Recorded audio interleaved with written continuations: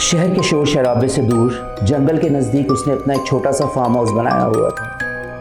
रात के 1:30 बज चुके थे। साएं साएं की आवाज़ से माहौल डरावना हो चुका था, लेकिन उसे इस आवाज़ की आदत हो चुकी थी। पिछले 1 महीने से इसी माहौल में रातों को जाग जाग कर वो पागलों की तरह कुछ खोज रहा था। वो अपने कामों में लगा था कि किसी ने डोरबेल बजाई। उसने घड़ी में देखा, ड्राइववे पार करके गेट खोला। उसने देखा बाहर कोई भी नहीं था। दूर तक कच्ची सड़क पर सिर्फ धुंध ही धुंध थी। आसपास देखकर वो पलटा तो उसके रोंगटे खड़े हो गए। दरवाजे के साथ की दीवार पर एक टांग उठाकर एक सियार हल्का हो रहा था। उसे देखते ही उस सियार ने मुंह उठाया और जोर जोर से रोने लगा, जैसे उसी किसी होने वाले हादसे का आभास करा रहा हो। वो तेजी से अंदर घुसा और उसने लोहे का दरवाजा बंद कर दिया। लोहे के गेट को अंदर से बंद करके उसने राहत की सांस ली और वापस घर की तरफ जाने को पलटा। उसके ठीक पीछे रमा खड़ी हुई थी। रमा ने उसे रोकने के लिए जैसे ही हाथ उठाया, पीपल के पुराने पेड़ से एक मकड़ी जाला बनाती हुई रमा के हाथ पर आकर गिरी। वो मकड़ी आम मकड़ियों से करीब 50 गुना ज़्यादा बड़ी थी। रमा ने चिल्लाते हुए जोर से अपना हाथ झटका। मकड़ी ने रमा के हाथ को अपने शिकंजे में इतनी जोर से जकड़ा जैसे वो कोई कीड़ा हो, और झटका देकर वापस अपने जाले के साथ ऊपर बढ़ गई। रमा बहुत जोर से चिल्लाई। उसका सीधा हाथ कंधे से अलग होकर मकड़ी के साथ ऊपर की तरफ जा रहा था।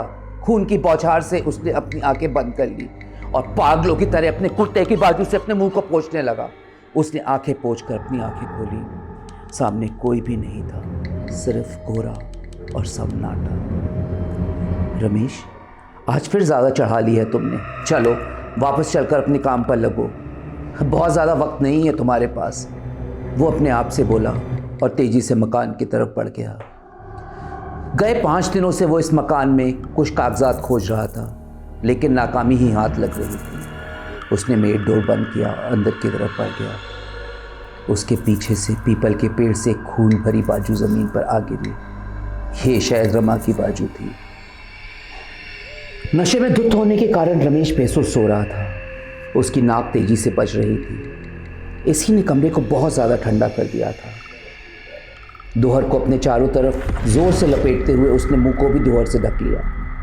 चारों तरफ घोर सन्नाटा था। बाहर जंगल से तरह तरह की आवाज़ें आ रही थी। अचानक बाहर के दरवाजे पर जोर से दस्तक हुई। रमेश ने अनसुना करते हुए दूसरी तरफ करवट ले ली। बाहर कोई बिल्ली जोर जोर से रो रही थी। दरवाजे पर इस बार और जोर से दस्तक हुई। रमेश ने दोहर से बगैर मुंह निकाले इकबाल को आवाज़ लगाई, इकबाल मियाँ ज़रा देखना तो, इतनी रात को ये कौन दरवाज़ा खटखटा रहा है। दरवाजे पर फिर बहुत जोर से दस्तक, जैसे ना खोलने पे कोई उसे तोड़ने ही वाला है। रमेश दोबारा आवाज़ लगाने वाला ही था कि इकबाल की आवाज़ आई, अरे खोल रहा हूँ, तोड़ दोगे क्या दरवाज़ा? पीछे कोई चुड़ैल पड़ गई है क्या जो इतना बुरा रहे हो? रमेश ने चैन की सांस ली और दोबारा खर्राटे लेने लगा। खिड़की के बाहर बैठे उल्लू की आंखें अंधेरे में कुछ इस तरह से चमक रही थीं, जैसे वो किसी के आने का इंतज़ार कर रहा हो। इकबाल ने जैसे ही दरवाज़ा खोला, उसका दिल गले में अटका। मालकिन आप?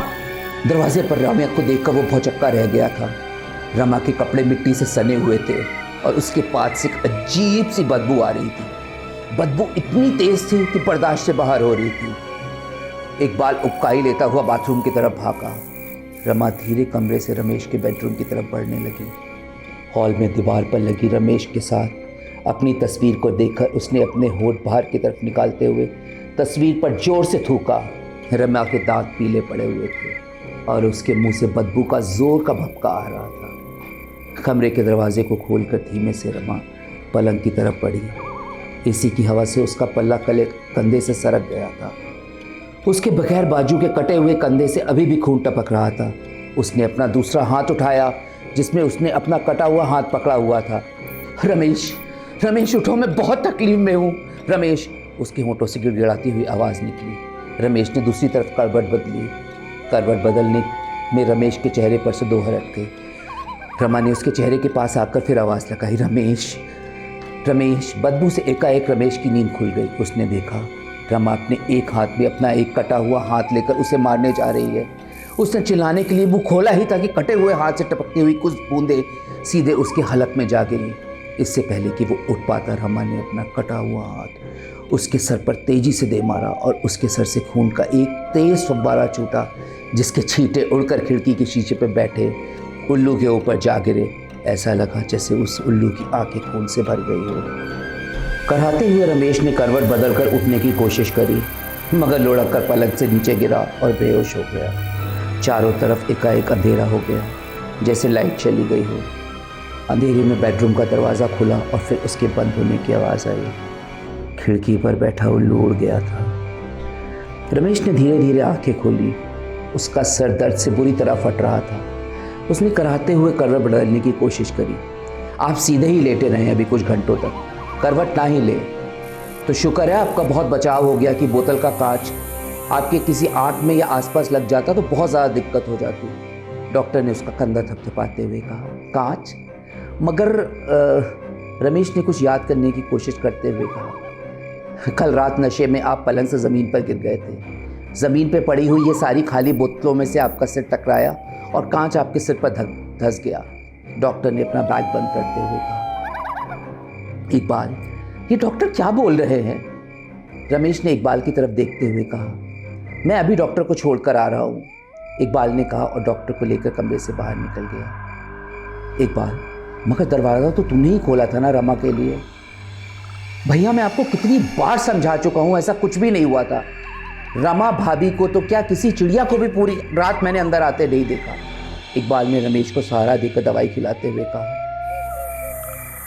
तेरे को तो रमा के पास से तेज बदबू आई थी और तू उबकाई लेता हुआ बाथरूम की तरफ भागा था ना, रमेश ने दवाई की गोली निगलते हुए कहा। भैया, अगर मैं दरवाजे के पास था तो आपको ये सब कैसे पता चला? आप तो इस कमरे में अकेले सो रहे थे ना, इकबाल ने रमेश को लिटाते हुए कहा।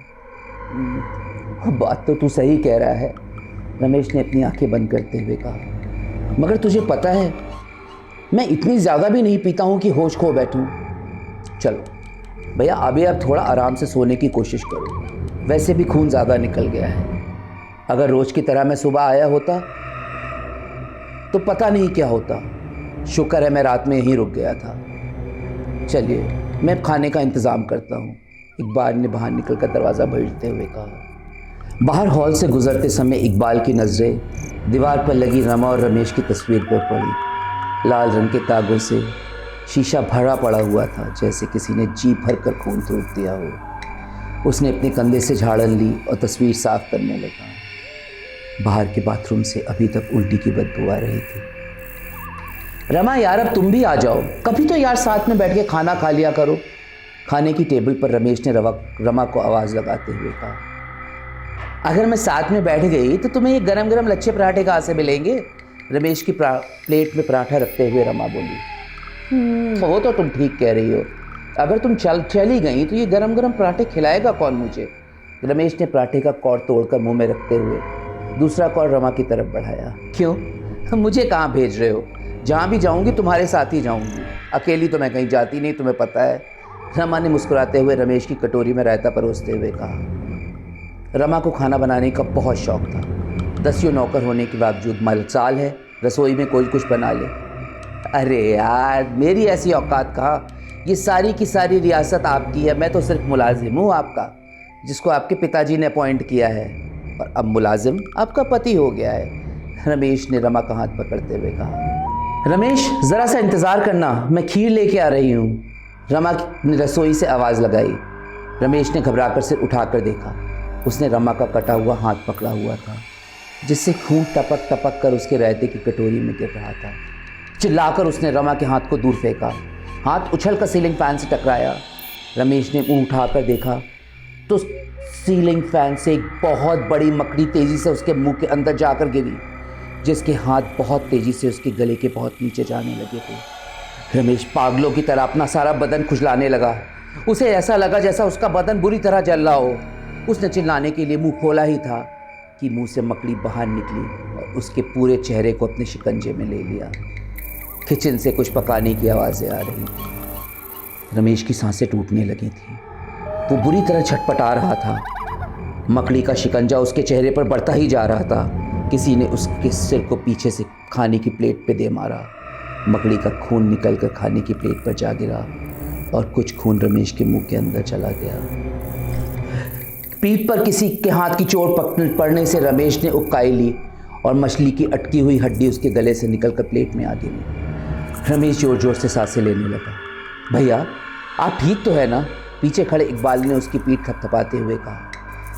वो तो शुक्र है मैं वक्त पर अंदर आ गया और मैंने देख लिया कि आपके गले में मछली की हड्डी अटक गई है और आप सांस नहीं ले पा रहे, वरना आप तो बेहोश होकर खाने की प्लेट पर गिर ही पड़े थे। रमेश ने हाँफते हुए सामने देखा। सामने शीशे में ऐसा लग रहा था जैसे उसका पूरा चेहरा किसी ने नोच लिया हो। पंखा बहुत तेज़ी से चल रहा था।